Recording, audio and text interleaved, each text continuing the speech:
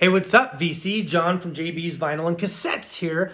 And lately I've been thinking about kind of going through certain years and just kind of showcasing albums that I like from 1980 or from 1973 or whatever. And I couldn't decide where to begin. So I thought, might as well start with the year I was born, 1976. And I was thinking this might be kind of a cool thread, so hopefully it catches on. But, you know, show 5 albums from the year you were born. Well, I was born in 1976, so here are 5 albums that I really dig from the year I was born.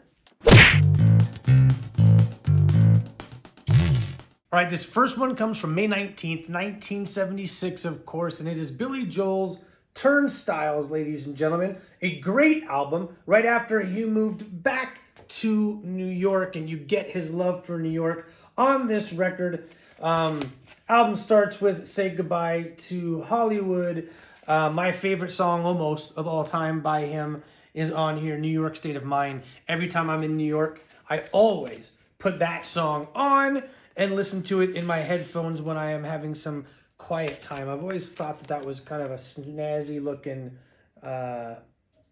inner sleeve there. Just kind of a taupe kind of a color with the white print on the liner notes.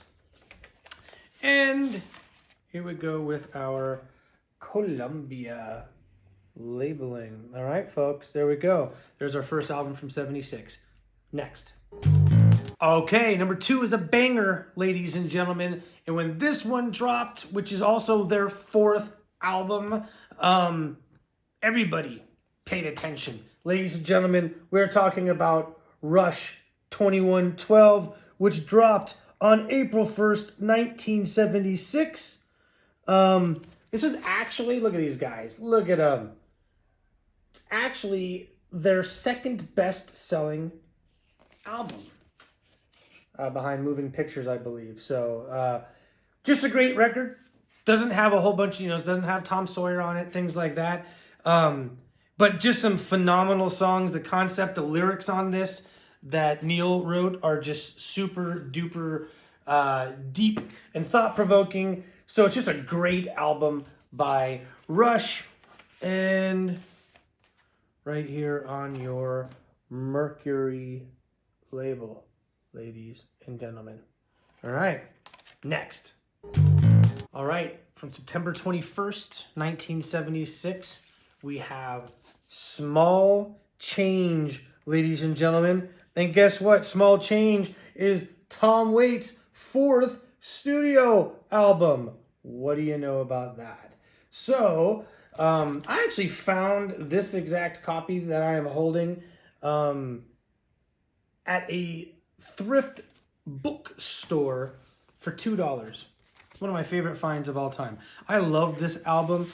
This is from my favorite era of Tom Waits, which is the the very heavily jazz influenced Tom Waits. This is on Asylum Records. You could check out that label there.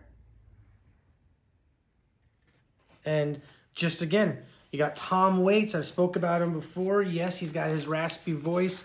Yes, he's not everybody's cup of tea, and I totally understand that. But boy, is this some good kickback, sitting in a club, smoking a cigarette, jazz music. Just phenomenal. So I love this album. Next.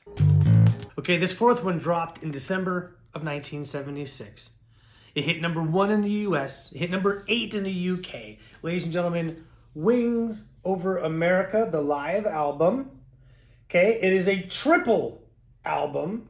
They were only going to do a double, but they had put out another album. I forget what it's called, and it was very successful as well. That was a triple album, so they gathered more footage. They went over 800 hours of concert footage to put this triple set together. Hypnosis, very popular for a work with people like Pink Floyd, did the album cover with the door here creaking open.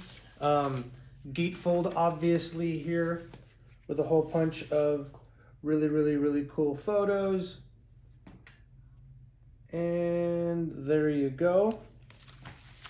But yeah, not my favorite live album of all time, but not a horrible live album by any means.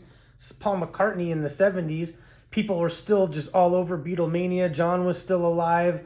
These guys are playing Beatles songs. So super duper duper duper duper duper cool live album. Glad it came out in 76, the year I was born. Next. January 1976. There's a big change happening in the world of prog rock, ladies and gentlemen. There's a new album and it's dropping, but the face is changing. The man behind the drums is going to continue to hold those drumsticks, but he's also going to step forward and take lead vocals in a band that on their 7th album is making a big change. Peter Gabriel has just left, and they are putting out their first without him, A Trick of the Tail. My favorite Genesis album, I think. It's just great start to finish. They give you the lyrics here inside the gatefold. I love the artwork of this album. Front and back is just very unique and very cool.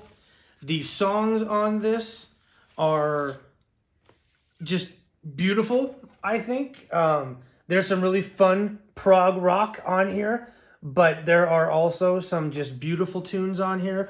One of my favorite of all time, Entangled, is on here, which is just such a great song. And then also Ripples, which is another slow one, but so good. And then you got things like Los Endos, obviously, and Dance on a Volcano and Squonk.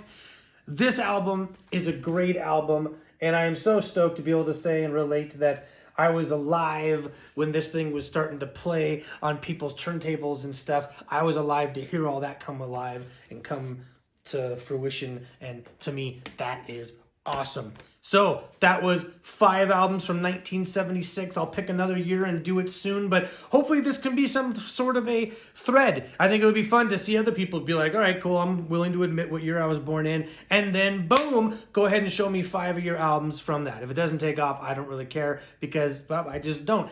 Until I see you next time, though, please be blessed.